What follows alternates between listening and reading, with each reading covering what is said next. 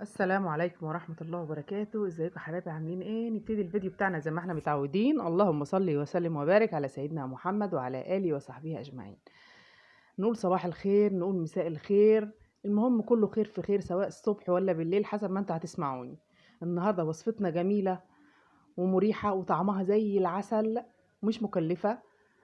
تنفع فطار، تنفع عشاء، تنفع سهرة حلوة واخداها معاكي مشوار، راحة بيها زيارة.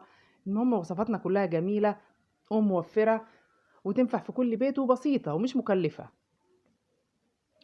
هنسمي الله. الوصفة بتاعتنا النهاردة كيكة الرواني، أو زي ما تسميها بقى، تسميها كيكة على بسبوسة، بسبوسة الكيكة، في ناس كل حاجة ليها اسم يعني، بس هي أصلا اسمها كيكة الرواني. بصوا بقى الجمال والقرمشة، جميلة مقرمشة وطرية ومكرملة ومفرولة بصوا كل يعني أقول لك إيه، كل الصفات الحلوة فيها ما تعرف لهاش حاجة يعني، بس طعمها في الآخر بيبقى زي العسل. المقادير بتاعتنا هنبتدي كوباية دقيق، كوباية دقيق بسبوسة، نص كوباية جوز هند، باكو بيكنج باودر، نحطه كله وهنقلب المواد الجافة مع بعضيها ونركنها. هنحط سنة ملح ونقلبها ونركنها. سموا الله معانا كده وصلوا على النبي عشان حاجتنا تطلع حلوة، وجربوها بنفس المقادير. والله العظيم سواء بقى هتحطيها في صينية كبيرة او صينيه زي اللي انا حطاها، او صينيه اصغر، حسب حجم الكيكايه ما انت عايزاها، ده ترجع لك انت، انما المقادير دي المظبوطه. هنجيب بوله ونحط فيها المواد السائله، عباره عن كوبايه لبن، نص كوبايه سكر، وهنقول لكم ليه نص كوبايه سكر دلوقتي، ربع كوبايه زيت، بيضتين، مقدار من الفانيليا.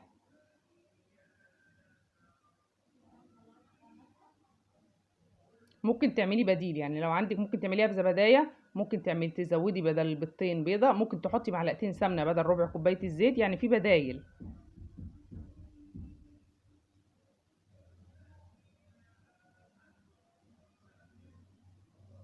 ممكن تعمليها بفانتا بدل اللبن برضو، حسب الطعم وحسب ما انت بتحبيها. المهم في الاخر تطلع مرمله ومفروله زي ما انا عاملاها كده. هي طبعا مش مفروله لدرجه ان انت ما تاكليهاش، لا، بس طعمها جميل، حاجه جميله لذيذه كده.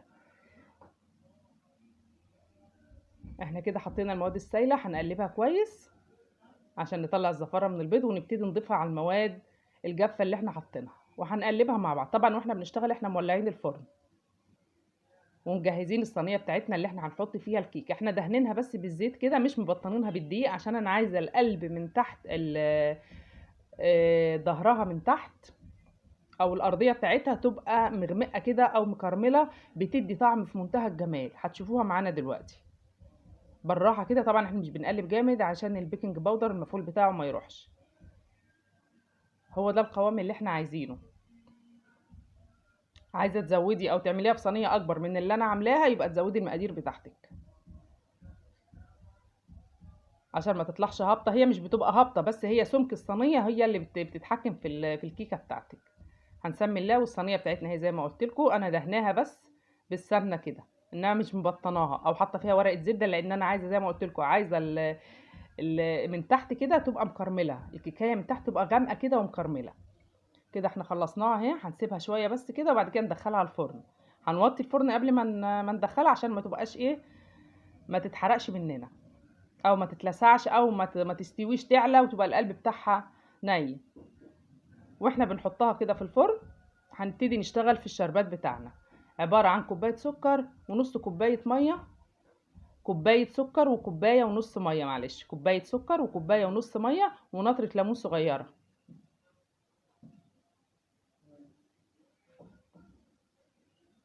وهنحطها على النار، يا دوب تاخد غلوتين كده، احنا عايزينها خفيفة زي شربات البسبوسة.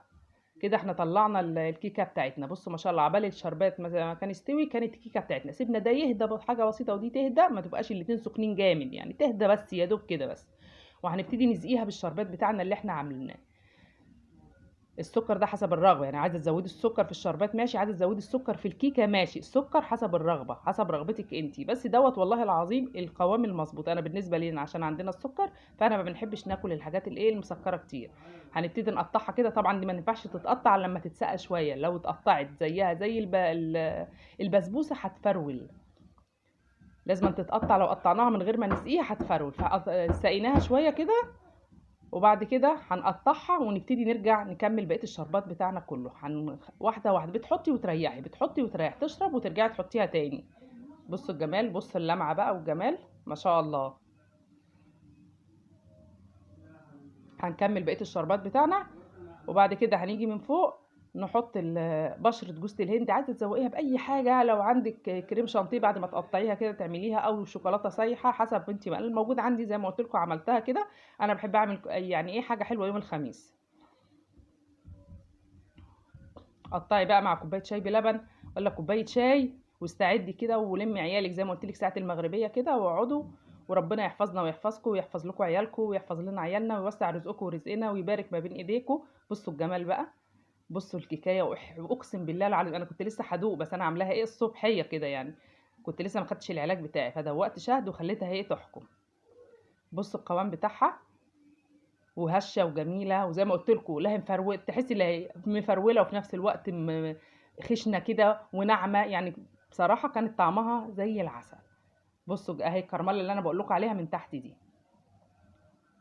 كل سنه وانتم طيبين. لو عجبكم الفيديو اعملوا لنا لايك وكومنت حلو وشير، وفعلوا زر الجرس عشان ينزل لكم كل جديد.